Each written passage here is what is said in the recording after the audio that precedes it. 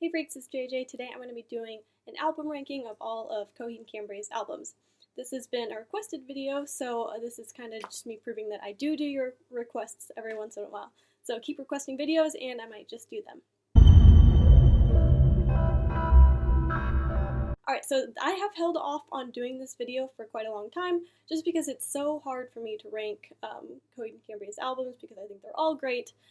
So this has been a struggle for me. I think my favorite album kind of just switches from day to day. So as of right now, these are my favorite. These are Coheed Cambria's albums ranked, in my opinion, obviously, and I'm just going to jump right into it. I'm going to go from my favorite album to my least favorite album. So in the number 1 spot, we have Afterman.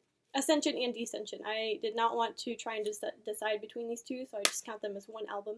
So my top spot is Ascension and Descension. A couple of my favorite tracks from these albums are Goodnight Fair Lady, Afterman, Dark Side of Me, Gravity's Union, Domino the Destitute. There's just so many that are amazing. I really wish they would have done a music video to Goodnight Fair Lady. Someone please do that music video based on Claudio's brainchild of the idea. Anyways, so some tracks that I don't like quite as much is None. I like all of these tracks. I think they're all a 10 out of 10 for me. And one of the reasons why this album is my taking the top spot for right now is because of the concept behind it. The story behind it is so heartbreaking and beautiful and amazing. So if you don't know the story behind Coheed Cambria's Afterman albums, I'll put a link in the description where you can go check those out. Because I do a whole video on the story behind Afterman. And it's amazing, so I really suggest that you check it out. Coming in spot number 2 is No World for Tomorrow.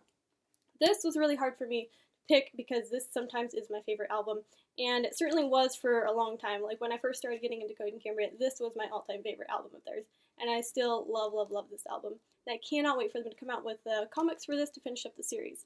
If you don't know, this is the final installment in the Amory Wars series, and I do a whole video on my fan theory. If you want to check that out, I'll put a link in the description.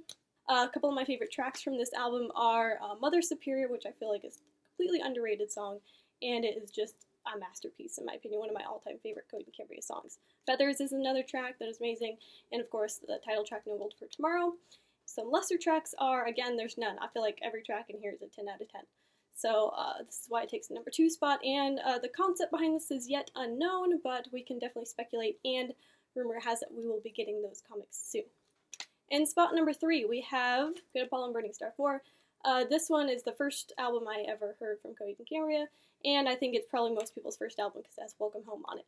So yeah, other than Welcome Home, some of my other favorite tracks from this album are 10 Speed and The Suffering. The Suffering was actually the very first Coheed Cambria song that I ever heard. So this album holds a special place in my heart. Anyway, some lesser tracks. Again, I think all of these are 10 out of 10 for me. I love every track on here.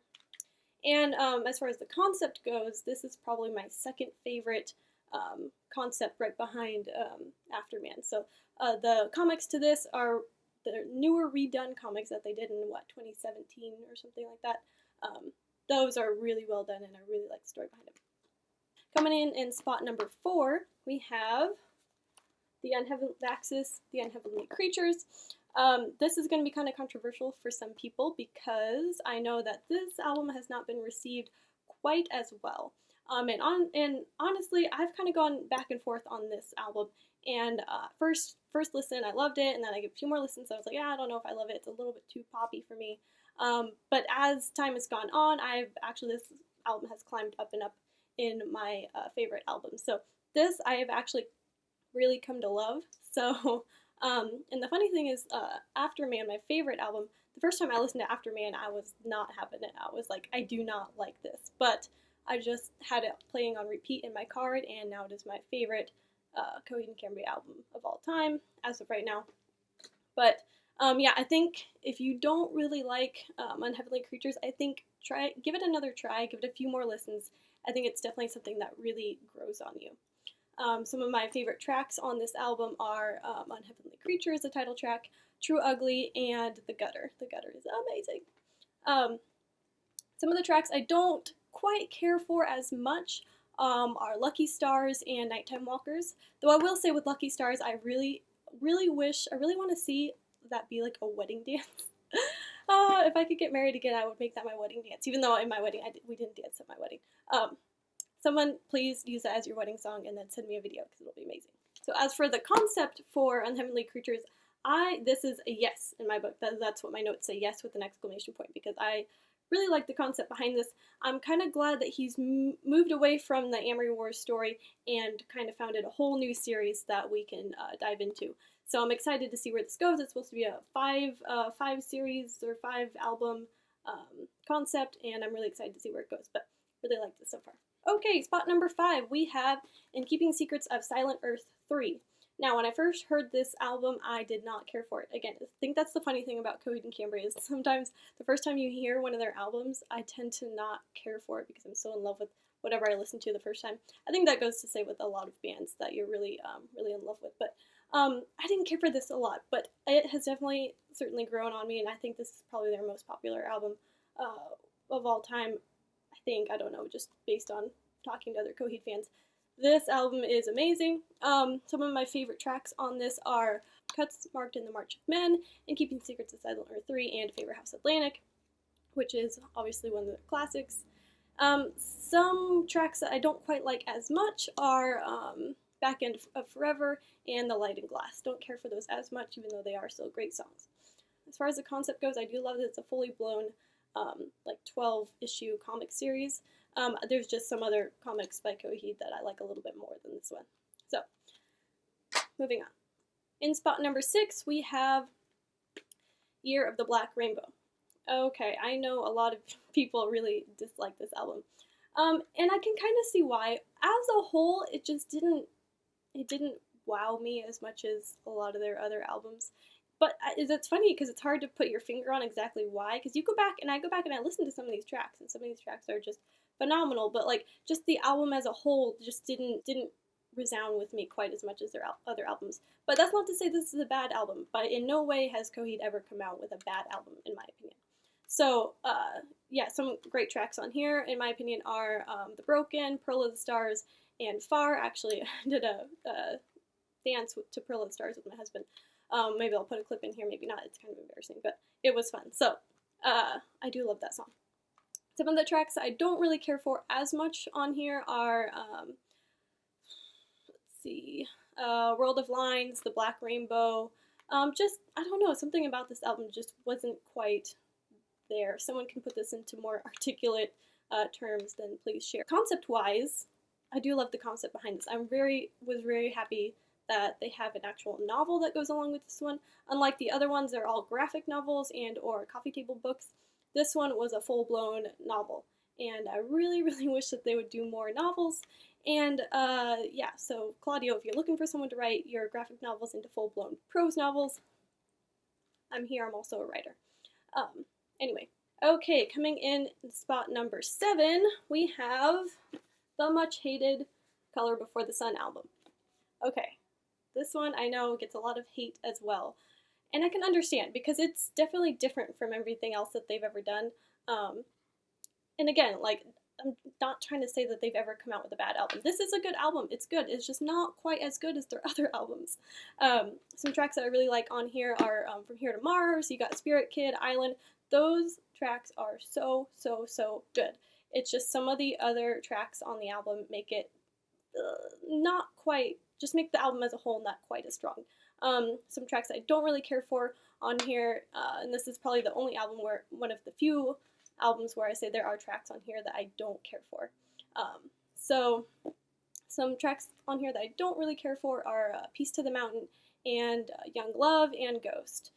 This is just a more, I don't know, nostalgic feel to it. It's not quite as heavy, and you can really tell from the concept it's not quite the science fiction epic as, you know, the other albums are.